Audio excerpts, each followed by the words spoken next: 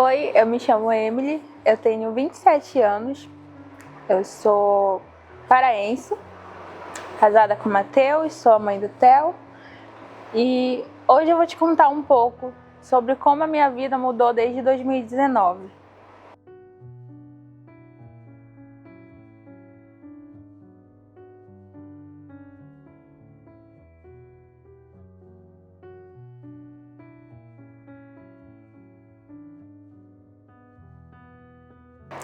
Em vários momentos. Quando eu comecei a sentir, não foi necessariamente em 2019, né? Foi quando eu tinha 16 para 17 anos. Já era algo que eu sabia que tinha algo de errado, porque eu sempre fui uma pessoa ativa, eu sempre fui uma pessoa risonha, sempre fui uma pessoa brincalhona. Só que eu sentia como se eu já não fosse mais eu. Eu sentia como se alguma parte de mim tivesse perdido nesse meio. E os primeiros sintomas é aqueles que a gente acha típico, né? A gente acha que é preguiça, a gente acha que é só cansaço, a gente acha que é sono. Só que devido a N situações que já haviam acontecido, eu sabia que tinha algo de errado. Eu não sabia como pedir ajuda, eu não sabia como falar. E eu acho que foi aí que eu comecei a afundar realmente. Foi a hora que eu percebi que tinha algo de errado, que algo de errado não estava certo comigo. Só que eu não sabia o que, não sabia como e não sabia o porquê. Pelo menos na minha cabeça não tinha um porquê. Pelo fato de ser uma pessoa ativa na igreja, de ser envolvida com tudo, com criança, com adolescente, com jovens. Só que eu percebi a diferença. Eu percebi que eu já não era mais eu.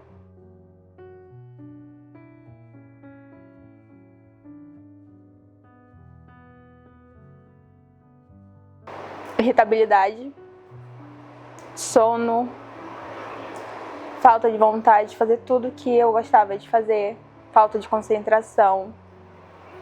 Eu já não conseguia mais ficar muito tempo perto das pessoas. Eu sempre fui do tipo de pessoa que amava ficar perto de todo mundo, amava conversar. Só que eu já não conseguia, aquilo ia me cansando. Eu só queria ficar em casa, eu queria dormir. Na época eu lembro que ia fazer cursinho, não queria ir pro cursinho. Tinha dia que eu não queria comer nada, tinha dia que eu queria comer tudo. Tinha dia que eu queria falar, tinha dia que só queria chorar. Eu começava a chorar do nada.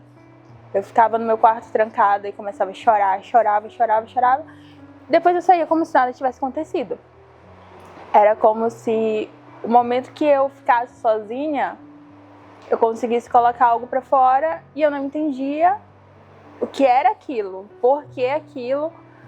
E na maioria das vezes eu achava que era normal, mesmo sabendo que não era tão normal assim. O que me ajudou a continuar, acredito eu que o diagnóstico. Eu lembro que às vezes que eu pensei em desistir, eu lembrei muito do meu amigo. Porque em algumas vezes que eu tentei acabar com a minha vida, ele me ajudou.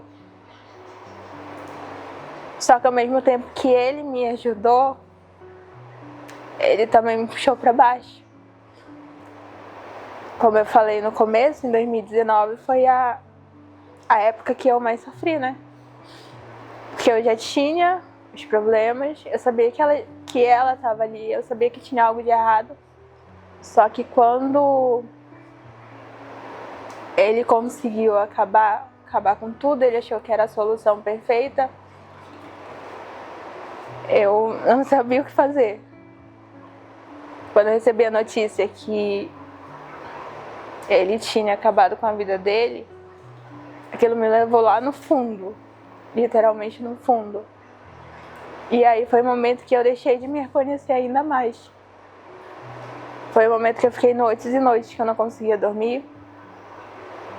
Foi quando começou de fato a acontecer tudo. tudo aquilo que eu consegui esconder, eu já não consegui esconder. Foi a época que eu engordei muito, eu saí de 65 quilos para quase 100.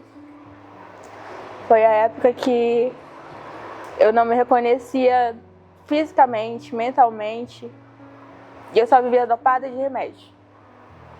Para eu conseguir dormir, eu tinha que tomar remédio. Para eu conseguir acordar, eu tinha que tomar remédio. Para eu conseguir sorrir, eu tinha que tomar remédio. Tudo que eu ia fazer se resumia a isso.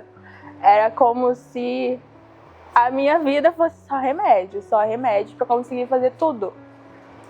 E foi quando eu procurei saber mais, porque eu tive que começar a fazer tratamento psicológico, psiquiátrico. Só que também foi a época que eu me afastei da igreja. Foi a época que eu sentia rejeição pelo fato das pessoas olharem para as pessoas que têm algum tipo de problema, como depressão, ansiedade, e acharem que é como se fosse algo totalmente fora do normal, como se fosse algo totalmente fora do comum e como se fosse taxado de louco. E quando aconteceu isso, eu lembro que começaram minhas internações. Eu fui internada a primeira vez, tomei muitos remédios, muitos comprimidos pela primeira vez, porque eu queria acabar com tudo, ao ponto da minha mãe chegar em casa e terem me levado para o hospital, porque eu estava desacordada de tanto remédio que eu tomei. Isso se repetiu por várias vezes, várias internações, várias marcas que eu carrego, né? Não só as cicatrizes que a gente não consegue ver, como as cicatrizes que a gente consegue ver, porque eu acreditava que aquela era a solução por conta de tudo que tinha acontecido. E aí veio o diagnóstico. Quando o diagnóstico foi fechado em depressão, ansiedade e transtorno de personalidade borderline. E ali, aquilo que eu já estava no fundo me levou ainda mais pro fundo, porque eu não entendi o porquê daquilo. E foi o momento que eu comecei a brigar com Deus, eu questionava, eu falava assim, mas por quê? Eu sempre fui uma pessoa ativa na igreja, eu sempre fui uma pessoa que fez tudo certo, eu sempre procurei ser envolvida nas coisas de Deus, e eu comecei a questionar. E eu falava assim, por que que meu amigo teve que ir? Por que que eu tive que ficar?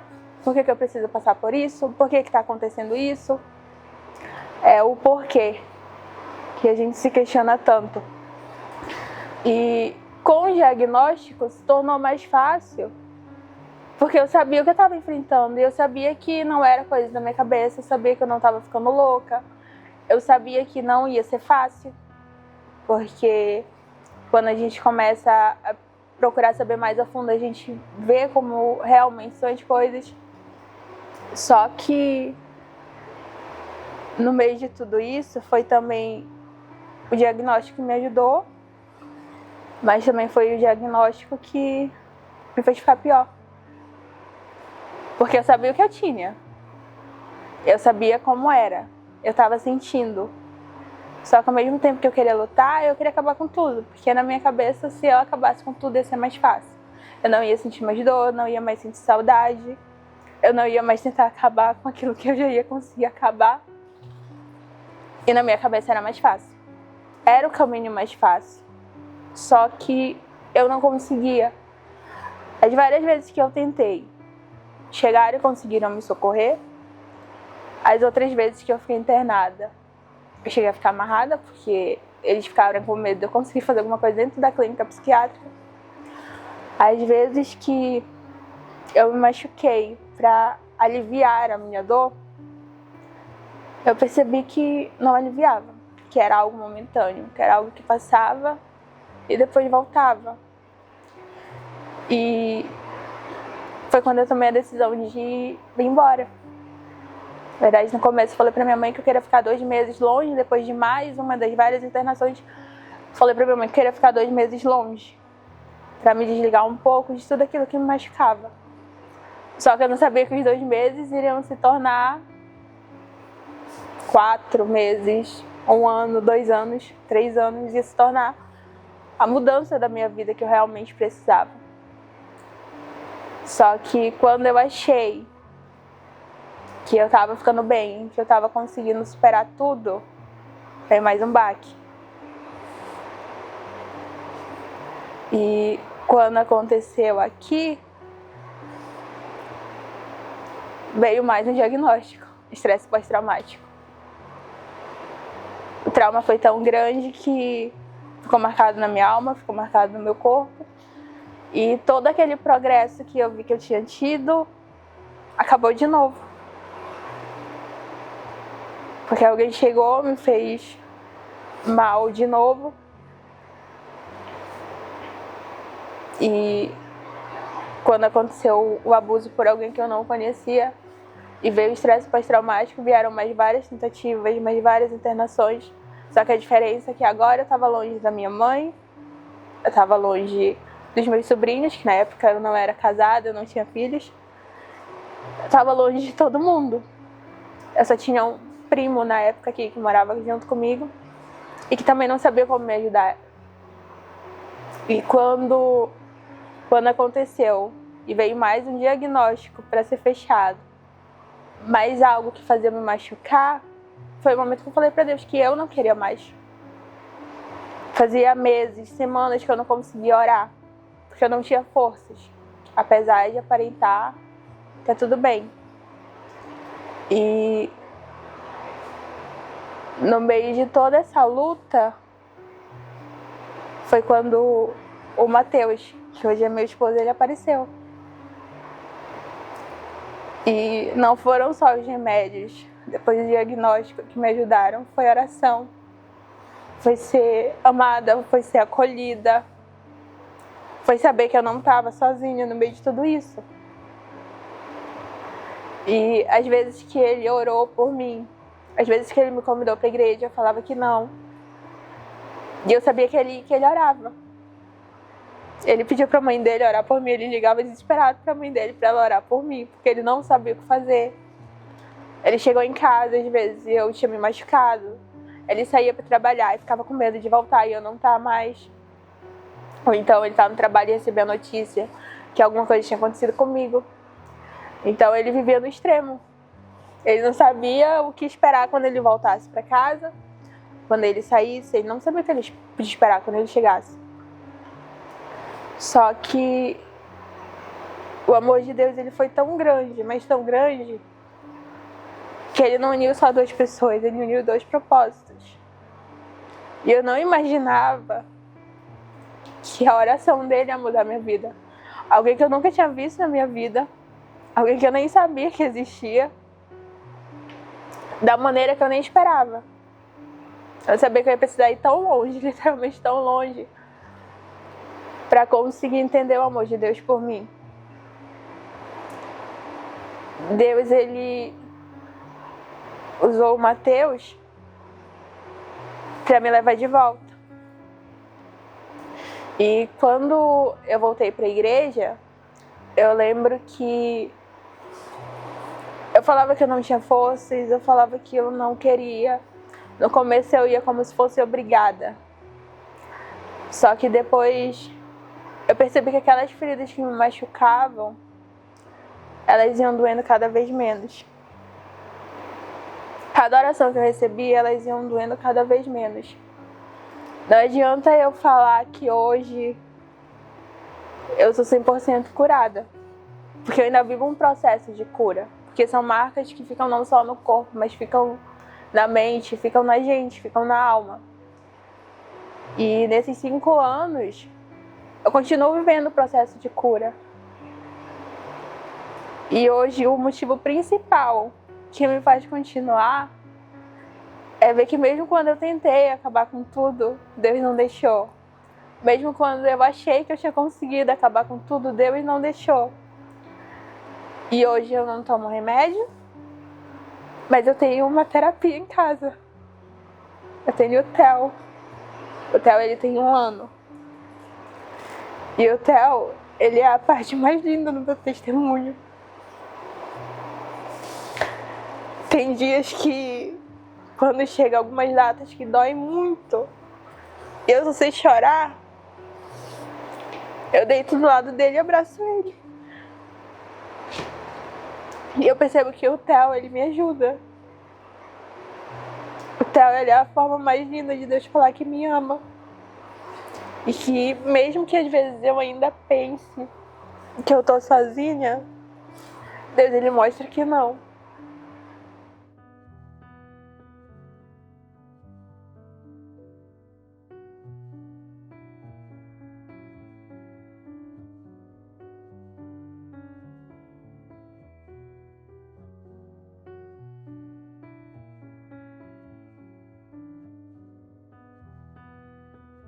Porque as pessoas entendem assim que não é frescura, que é algo sério. Quando a gente passa por isso, a gente realmente não sabe pedir ajuda, a gente não sabe falar, a gente não sabe como falar. É como se a gente travasse. Mas também a gente não espera que os outros adivinem só olhando pra gente. Que a gente precisa, quando passa por isso, a gente precisa de um abraço, a gente precisa de acolhimento. A gente também não espera alguém que entenda a gente 100%, porque só entende 100% quem passa. Que a pessoa ela precisa de ajuda. Como eu falei, não é frescura, não é falta de Deus, não é pecado. É algo que é silencioso. Então, algo que é silencioso a gente não sabe explicar, a gente não sabe falar. Se eu tivesse um corte, eu saberia falar. Ó, eu me machuquei. Ó, tá doendo. Porque é algo físico, é algo que a gente vê. E aquilo que a gente não vê é mais difícil de explicar. Eu não vou saber explicar a dor que a minha alma tá sentindo. Eu não vou saber explicar o choro que tá preso, porque é algo que a gente não vê. Então, quando você vê alguém passando, você percebe que o seu amigo tá diferente, você percebe que de alguma maneira ele já não é mais a mesma pessoa, às vezes não precisa falar nada. Ou talvez só, posso te dar um abraço? Quer conversar? Quer tentar me explicar o que tá passando na cabeça? Sem julgamentos. É a hora que a gente não precisa de julgamento de nada. É a hora que a gente precisa do mais simples. Um ouvido para ouvir, um colo para dar um abraço, um colo só para chorar. Às vezes a gente não quer mais nada, a gente só quer chorar, a gente só quer ficar ali e chorar para aliviar, porque a gente não sabe explicar. E aquilo que parece ser o mais simples, aquilo que parece que não vai ajudar em nada, ajuda muito. E principalmente incentivar a pessoa a procurar ajuda. A gente sabe que são várias coisas que ajudam na melhora. Como eu falei, eu precisei de medicamentos por muito tempo. Até começo do ano passado ainda tive que tomar alguns. Só que agora eu não preciso mais. Mas ainda assim, como eu falei, eu não vou falar que eu tô 100% bem, porque eu ainda faço acompanhamento psicológico normalmente. É porque eu tô muito ruim de novo? Não. É porque também aconteceu a gravidez, eu sei que isso acaba mexendo com a gente, acaba mexendo com os hormônios. E pra minha própria segurança, eu vi que era algo que iria me ajudar, era algo que iria me fazer bem. Então, hoje eu continuo fazendo acompanhamento psicológico, fazendo terapia. Não só por conta do que eu já passei, mas por conta de que a gente precisa. Hoje em dia, no mundo que a gente vive, a gente precisa um pouco também. A gente precisa de conselho, de alguém que realmente entende. Então, como eu falei, se puder começar pelo abraço, já é o começo mais extraordinário desse mundo. Que na maioria das vezes foi o que eu senti falta. Na maioria das vezes, eu acho que se eu tivesse recebido um abraço naquele momento, muita coisa não teria acontecido. Só que também, se eu tivesse recebido, eu acho que eu não ia estar onde eu tô hoje. E quando... Eu sempre vou falar isso quando eu contar meu testemunho. Se eu pudesse escolher não ter passado por tudo, lógico que eu escolheria. Se eu pudesse escolher não ter passado pelos traumas, pelo diagnóstico, pelas marcas que carregou, lógico que eu escolheria não passar. Mas como eu não consigo mudar essa parte da minha vida, hoje eu escolho ajudar.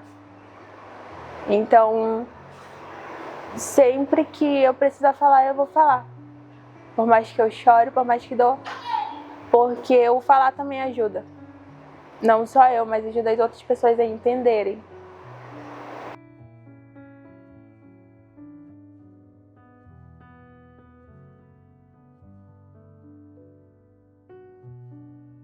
Tem uma passagem na Bíblia que eu trago comigo sempre. Foi quando Jeremias falou sobre trazer à memória aquilo que traz esperança. Setembro pesa um pouco mais porque a gente vê muitas postagens, a gente vê muitos anúncios, a gente vê muita propaganda a respeito de depressão, a respeito de suicídio, a respeito de vários problemas psicológicos. Só que a gente tem que trazer à nossa memória tudo aquilo que traz esperança. Quando tudo acontecia comigo, eu só trazia à memória a promessa que tinha na minha vida. Tinha dias que eu esquecia, tinha. Só que depois eu lembrava. Eu lembrava que existia a promessa de ter a minha família, de ajudar outras pessoas, de falar do amor de Deus, de conseguir voltar ao primeiro amor. A parte humana, ela é precisa. Medicação, tratamento. Só que a parte espiritual também é precisa. A oração, a comunhão, confiar nas promessas de Deus. A gente já nasce com uma promessa. A gente já nasce sabendo que tem um propósito. E o meu propósito hoje é ajudar as pessoas. Com tudo que eu passei, eu consigo ajudar outras pessoas. E com tudo que a pessoa que estiver ouvindo isso está passando hoje, ela vai ajudar as outras pessoas. Quando a gente passa, a gente não entende. A hora que está acontecendo tudo, a gente não entende. A gente não sabe o porquê, a gente não sabe como, a gente não sabe o pra quê. Só que quando a gente lembra da promessa, quando a gente traz a memória e a esperança de volta, a gente entende que tem um porquê no meio de tudo isso. E é um porquê bom dessa vez. E qualquer pessoa que esteja assistindo, esteja ouvindo, que possa entender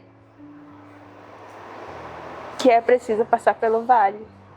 Só que lá no final tem uma recompensa muito grande. E hoje eu vejo a minha recompensa. Como eu falei, primeiro é poder ajudar outras pessoas que passam. É poder falar que eu consegui. E se eu conseguir, os outros também vão conseguir. Que por mais que a gente queira muito parar no meio do caminho, existe uma saída, existe uma solução. E que lá no final é tão maravilhoso, mas tão maravilhoso. Porque hoje, no final, depois de tudo, eu tenho um sorriso maravilhoso que acorda do meu lado todos os dias. Eu tenho alguém que me chama de mamãe, que está aprendendo a falar mamãe. Eu tenho a minha família. Eu tenho meu esposo. Eu tenho meu filho. Eu tenho a minha mãe mesmo de longe. Eu tenho Deus de novo, que por muito tempo eu fiquei sem. Então, por mais que doa, por mais que seja cheio de choro, por mais que pareça que não tem saída, tem uma saída. E a saída principal é pedir forças para Deus. Buscar tratamento, pedir forças e entender que, por mais difícil que seja, tudo vai passar.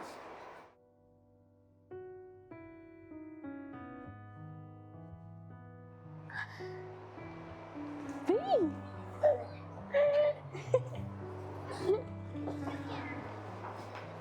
Vai lá!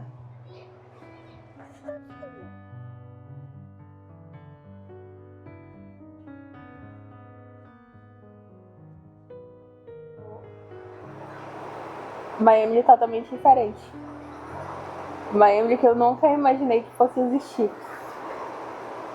Fosse estar viva. Pra contar e pra mostrar tudo.